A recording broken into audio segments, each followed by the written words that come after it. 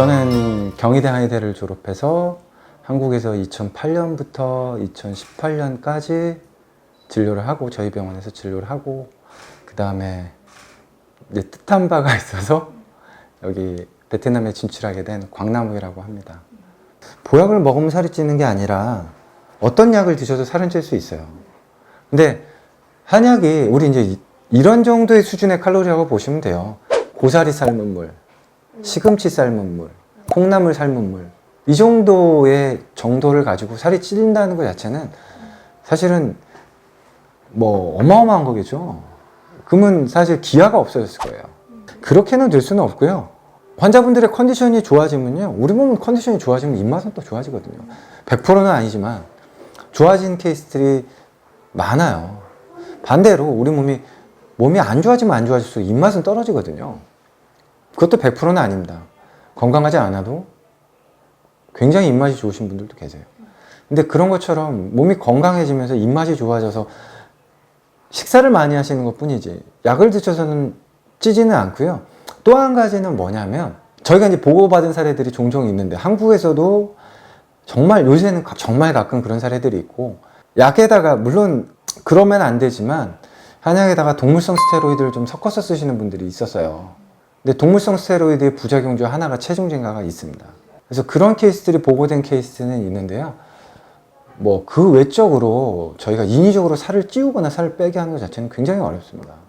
저희가 이제 통계치에서 한국에서 이제 간이 나빠진 사례들이 좀 있는데요. 뭐 한방이든 양방이든 대부분 이제 7대3 정도의 비율로 양방 쪽에서 양약 드시고 간이 나빠진 분이 훨씬 더 많고요.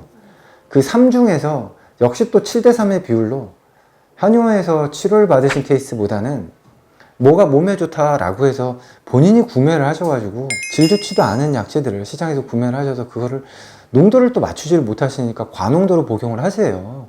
병원 가서는 나 뭐 한약 먹었다 이렇게 말씀을 하시니까 한약이 간이 나쁘다고 얘기를 하는데, 어떤 약물이든지 간에는 부담은 조금 됩니다. 저희가 사용하는, 그리고 이제 한국에 있어서의 이제 고품질의, 물론 개별 약재 중에는 간독성이 높은 약재들도 있지만요, 대체적으로 쓰는 약재들은 간독성이 1년 내내 써도 항생제 일주일 드시는 것보다는 훨씬 간독성이 낮아요. 그러니까 좋은 약을 알맞은 용도로 썼을 때는 사실 큰 문제는 되지는 않아요.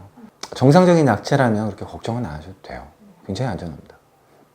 매일 침을 맞으면 안 되는 것보다는요, 그럴 필요가 좀 적어요. 우리가 침 자체가 하는 역할 자체가 어마어마한 걸 하는 건 아니거든요. 뭔가 어마어마한 게 나가가지고 내 몸을 치료하는 게 아니라요, 내 몸에 있는 이제 치유 과정이죠. 치유 반응 자체를 조금은 더 집중시키고 조금은 더 극대화하고 배가하고 이런 효과를 침이 가져오는 건데요. 얘네들이 이제 지속 시간이 한 이틀, 길게는 한 3일 정도도 가요. 그러니까 굳이 매일 맞을 필요는 없죠. 근데 가끔 짧은 시간 내에 끝내야 될 것들, 예를 들면 오늘 체하셨어요. 너무 심하게 체하셔서 구토설사를 하셨단 말이에요. 물론 이제 심한 바이러스성 장염이나 아니면 뭐 세균성 이질일 수도 있겠지만 일반적으로 체했다고 판단이 돼서 소화장애가 있다고 생각이 돼서 치료를 했으면 다음 날에도 치료 정도까지는 할 수는 있어요. 왜냐하면 치료 기간이 길어야 2일이기 때문에 그래요. 그거는 단기간 내에 끝낼 수 있기 때문에 그렇고요. 보통은 2, 3일 정도에 한 번씩 맞으시면 괜찮아요. 와, 참 어려운데요. 저희도 굉장히 많이 고민하고 어떤 역할일까라 많이 고민을 하는데, 일단 내 몸에 이물질이 들어가기 때문에 내 몸에 있는 면역세포들이 반응하거든요. 집중되고. 그래서 국소 부위에 회복력이 훨씬 더 올라간다고 생각하시면 좋을 것 같아요. 그래서 전신질환에서, 특정 전신질환에서 사용은 하지만 전신질환에서 사용하는 케이스는 극히 드물고요. 대부분 다 국소질환입니다. 허리가 다쳤을 때, 어깨가 아플 때, 손목 뼈쓸 때.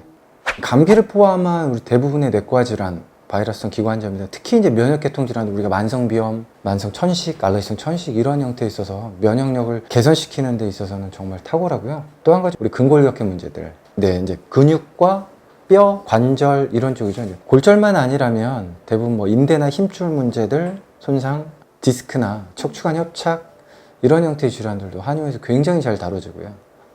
만족도도 굉장히 좋죠. 목 디스크 이런 형태도 외적으로 이제 뭐 퇴행성 관절염도 굉장히 잘 다뤄지고, 불면도 다루고, 뭐 꿈이랄 것까지는 없는 것 같고요. 진료 철학은 그래요. 그러니까 제가 의료인으로서 이제 의료인이 되기를 선택한 가장 큰 이유가 살면서 정말 믿을 수 있는 의료인이 한 사람씩은 있었으면 좋겠다는 생각을 했거든요.